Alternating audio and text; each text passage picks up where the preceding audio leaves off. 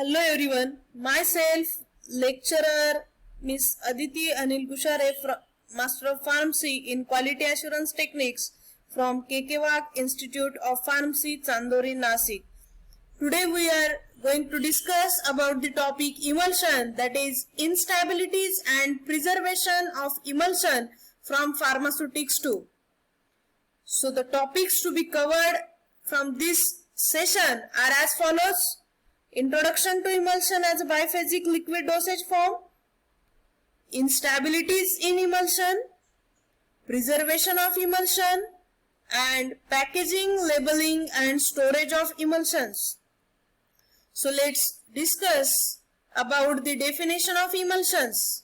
An emulsion is a thermodynamically unstable system consisting of at least two immiscible liquid phases, one of which is dispersed as a globules in the other liquid phase. That system is stabilized by the third substance called emulsifying agent. In this, dispersed globules are also called as internal phase, which is present in the minute quantity or lesser quantity as compared to other liquid phase, and other liquid phase is also called as continuous phase or external phase, which is present in the excess concentration as compared to the dispersed globules. Let's discuss about stability of emulsion. So we will get the idea about instabilities occur in emulsion. An emulsion is said to be stable if it remains as such after its preparation. That is, the dispersed globules are uniformly distributed throughout the dispersion medium during its storage. The emulsion should be chemically stable and there should not be any bacterial growth during its shelf life. Emulsion instability may either reversible or irreversible, and it manifests in the following ways. That is, first one, cracking, which is irreversible instability, means if cracking persists, we cannot get again stabilize the system. We cannot stabilize the system. Second, flocculation. Third, creaming. And fourth, phase inversion. So first one, let's discuss in detail about cracking.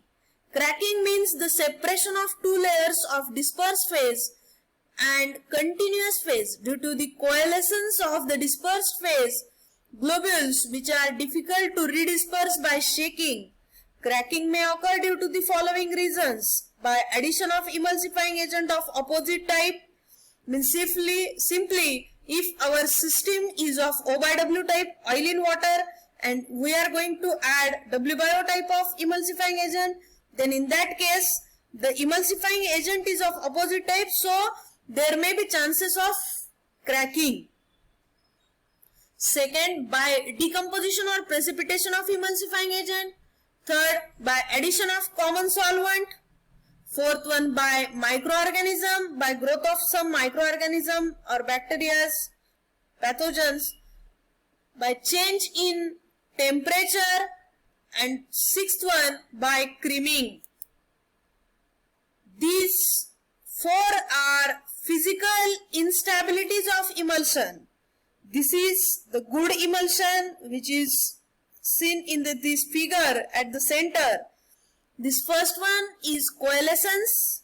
Second, that is, this is flocculation. Floccules, aggregates will be formed. Third one, that is creaming. As like cream, it will collected at the upper surface. And fourth one, that is breaking. Means system get baked. So let's discuss about second type of instability, that is flocculation. In flocculated state, the secondary interaction van der Waals forces maintain the droplets at a defined distance of separation. Application of shearing stress to the formulation, that is shaking, will redisperse these droplets to form a homogeneous formulation. Although the flocculation may stabilize the formulation, there is also possibility that the close location of droplets would enable droplet coalescence to occur if the mechanical properties of the interfacial film are compromised. Then third instability, that is creaming. Creaming may be defined as the upward movement of the dispersed globules, means internal phase, to form a thick layer at the surface of emulsion. Creaming is temporary phase because it can be redistributed by mild shaking or stirring to get again a homogeneous emulsion.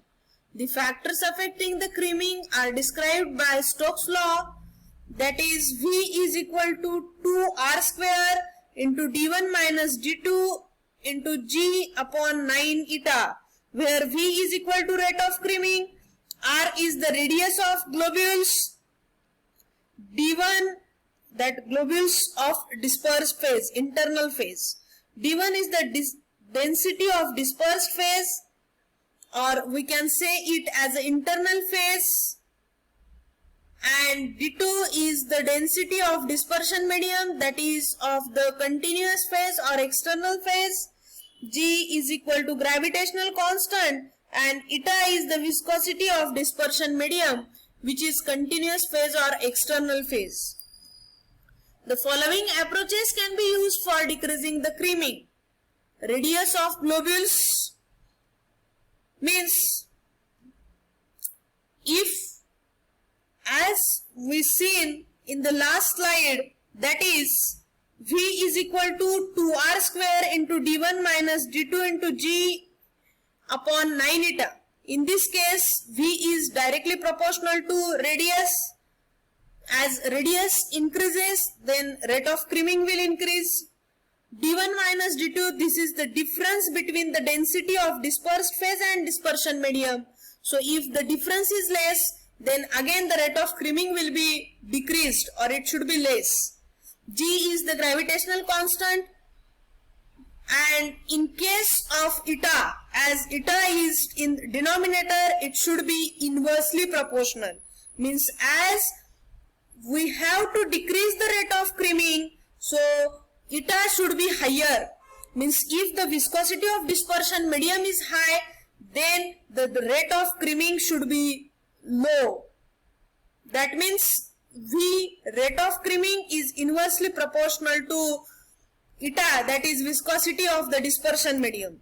So the approaches which should be done to decrease the creaming, that is radius of globules. If we should decrease the radius of globules, then there must be rate of creaming should be decreased.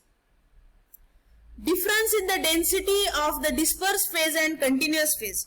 If that D1 minus D2 difference, that value should be less, then the rate of creaming will be decreased.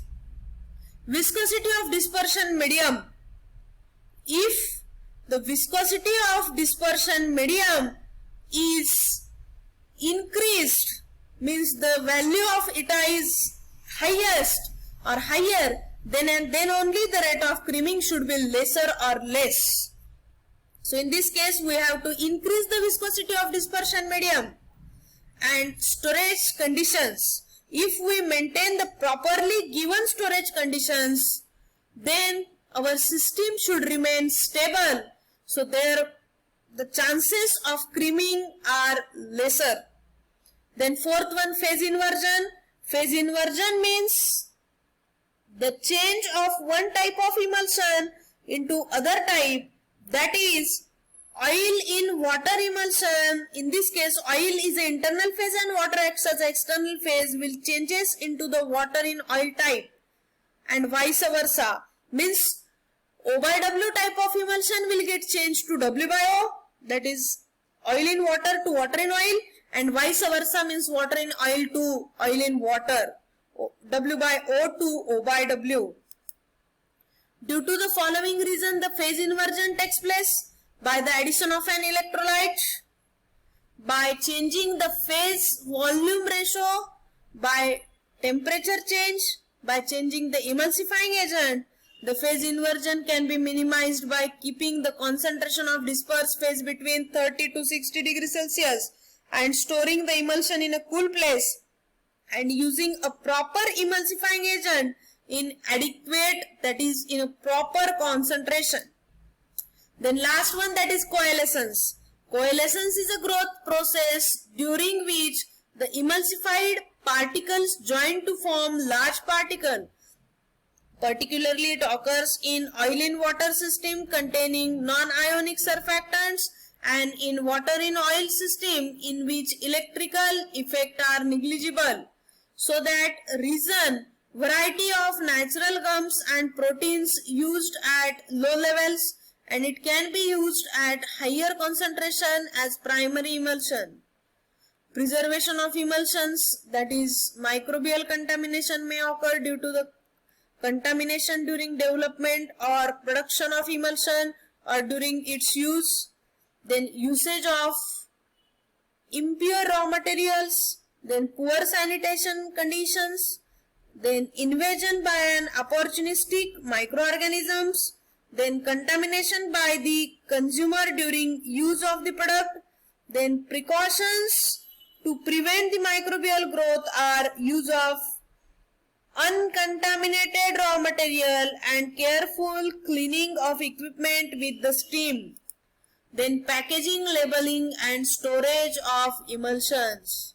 In this, it depending on the use, emulsions should be packed in suitable containers.